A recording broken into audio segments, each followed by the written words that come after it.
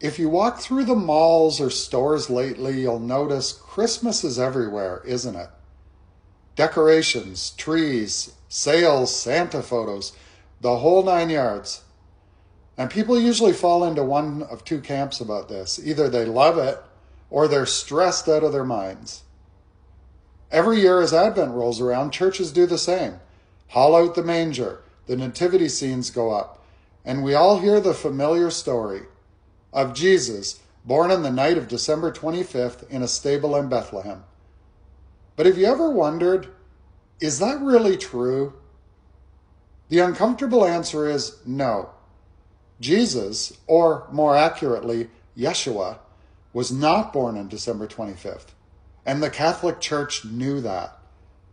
So the real question isn't, was he born on December 25th? It's, why did powerful institutions tell us he was? And what does that say about the way narratives shape our world, including the ones used to control race, culture, immigration, and indigenous peoples? Let's start with the simple historical stuff, the stuff no serious biblical scholar argues about anymore. If you take the biblical narrative at face value, Yeshua's birth happens during a census. Roman censuses didn't happen in the dead of winter. They happened in the spring or summer when people could travel. Then there's the shepherds. The Gospel of Luke describes them out in the fields tending their flocks. Well, shepherds in Bethlehem did not pasture sheep outdoors in December. Winter nights were too cold and there was no grazing grass. They only did that in the spring and summer when the flocks had fresh pasture. So, historically, contextually, economically, everything points to the same conclusion. Yeshua was not born anywhere near December 25th. And honestly, that's fine. It doesn't really matter whether it was April 25th or December 25th. But here's the part people never tell you. The church knew this. And they changed the date on purpose. To understand why, you need to picture the early Christian church. It wasn't powerful. It wasn't popular. It wasn't the Vatican. It was a tiny fringe movement struggling to survive in a world full of older, deeply rooted pagan traditions. And those traditions, they were beloved. They were cultural. They were tied to seasonal cycles, especially the winter solstice. December 21st to 25th was already a massive holiday period for pagans. Saturnalia, the Roman festival, was about feasting, generosity, gift-giving, celebration, and the return of the sun. Evergreen trees symbolized life and fertility. Candles symbolized the rebirth of light in the darkest season. The early church looked at that and went, okay, how do we compete with that? And the answer was simple. You don't. You absorb. You rebrand. You take the symbols people already love and you say, actually, those belong to our story now. So the church moved Yeshua's birthday to December 25th. Not because it was true, but because it was strategic. It made conversion easier. It made Christianity feel familiar. It made the new religion blend seamlessly with the ones already there. In modern marketing terms, it was the world's first brand takeover. And here's where it gets bigger. Once you understand that the church was willing to rewrite a date to win converts, you start to notice how far the rewriting went. Yeshua was a brown, Middle Eastern Jewish man named Yeshua bar Yosef. But in European art, he becomes a blue-eyed Englishman named Jesus. Miriam, his mother, becomes Mary instead of her actual Hebrew name. The Holy Family becomes white, European, soft-featured, completely disconnected from their real cultural roots. Why?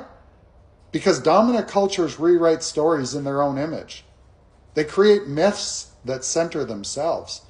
They reshape history to make themselves look like the rightful heroes of the story. This isn't just a religious thing, it's a power thing. And again, does it really matter what day Yeshua was born? Maybe not, but here's what does matter. They lied about it.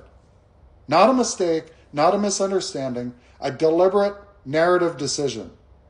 Worse, the same institution that sanitized the birth of Yeshua, the same institution that whitened him, is the same institution that came to this land and built residential schools. Because rewriting stories, rebranding other people's cultures, erasing inconvenient truths, that wasn't an accident. That was their expertise. And when a powerful institution builds part of its foundation on a lie, even a convenient one, it raises other questions. What else did they rewrite? What else did they sanitize? What else did they deny? Because here's something I've noticed. The same institution that rewrote a birth date without blinking later ran residential schools.